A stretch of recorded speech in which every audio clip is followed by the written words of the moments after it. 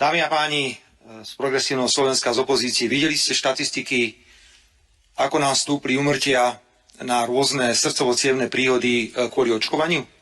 Ale vy to odmietate. Samozrejme, že to odmietate, budete tvrdiť, že očkovanie bolo najlepšie na svete. Čo viete o tom, koľko nám zostalo vakcín, ktoré expirovali, a koľko peňazí sa vyhodilo do vzduchu? Čo viete o nákupoch zdravotníckej techniky a testov?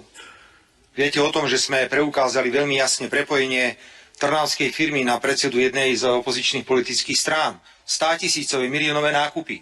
Úplne zbytočné. Čo viete o manažmente?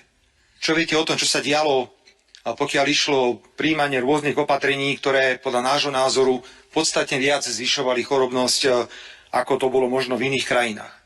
A všetci ste sa smiali na iných štátoch, na iných krajinách. Smiali ste sa na Rusku, kde sa postavili na princíp individuálnej návštevy pacientov lekármi.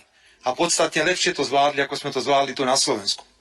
Máme 21 000 úmrtí, ktoré spájame s tým, že vlády, ktoré tu boli od roku 2020, neboli schopné riadiť a hľadeli len na ekonomický prínos a samozrejme hľadeli na to, aby sa kláňali farmaceutickým firmám, od ktorých kupovali v obrovskom množstve zbytočné zdravotnícke pomôcky a často aj vakcíny. Nechcem už aj hovoriť o európskej úrovni.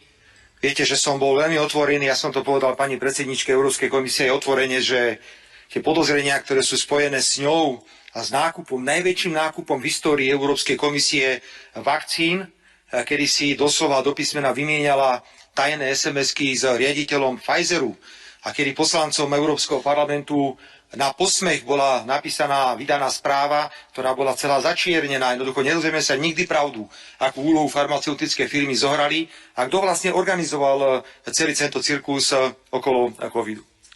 Za týchto podmienok, dámy a páni, vláda Slovenskej republiky sa rozhodla, že vloží do programového vyhlásenia vlády záväzok, že sa vysporiada s touto témou. Slovenská verejnosť jednoducho potrebuje odpoveď. Potrebuje odpoveď ohľadne očkovania. Čo to vlastne bolo? Prečo boli ľudia očkovaní rôznymi experimentálnymi vakcínami bez akýchkoľvek skúšok? Prečo do ľudí boli pchaté všelijaké lieky? Prečo bolo celoplošné testovanie? Kto kupoval? Prečo kupoval? Aké množstva sa kupovali? Koľko to stálo peňazí? A skončíme pri miliardách. Pri miliardách. Môžete sa rehliť koľko chcete, pretože vy iná nič neviete, len prejavovať neúctu k inému názoru. Viete, demokracia je o tom, že niekedy rešpektujete aj iný názor. Keď si tu vy rozprávate už tretí týždeň o trestnom zákone, ani vám nikto nenadáva, vás počúvame a vy rozprávate, tak buďte takí láskaví, ak máme iný názor, tak vás to rešpektujte, aj keď s ním nesúhlasíte. Za týchto podmienok sme sa rozhodli, že vytvoríme úrad splnomocnenca vlády, ktorý sa bude týmito otázkami zaoberať. My sme dnes pána splnomocnenca nielenže vymenovali, ale my sme ho aj splnomocnili, pokiaľ ide o získavanie informácií v rôznych inštitúciách. Predovšetkým budeme získavať informácie od hlavného hygienika. Budeme sa pýtať na Národnom centre zdravotníckych informácií. Chceme vedieť ešte na základe toho, čo máme k dispozícii, čo sa vlastne udialo. Ja si myslím, že pán poslanec Národnej rady, pán doktor Kotlár, je dostatočne vybavený, pokiaľ ide o informácie. Vidím, že je pripravený aj pokiaľ ide o zostavenie tímu.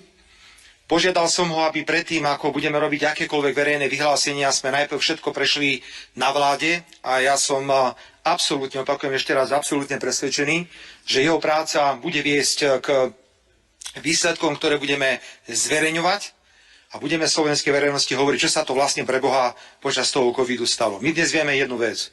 Predchádzajúce vlády COVID absolútne nezvládli a majú na krku 21 000 mŕtvych ľudí. A zarobili podľa všetkého obrovské peniaze na zbytočnej kúpe rôznych zdravotníckych pomôcok a na vakcínach. Ďakujem pekne.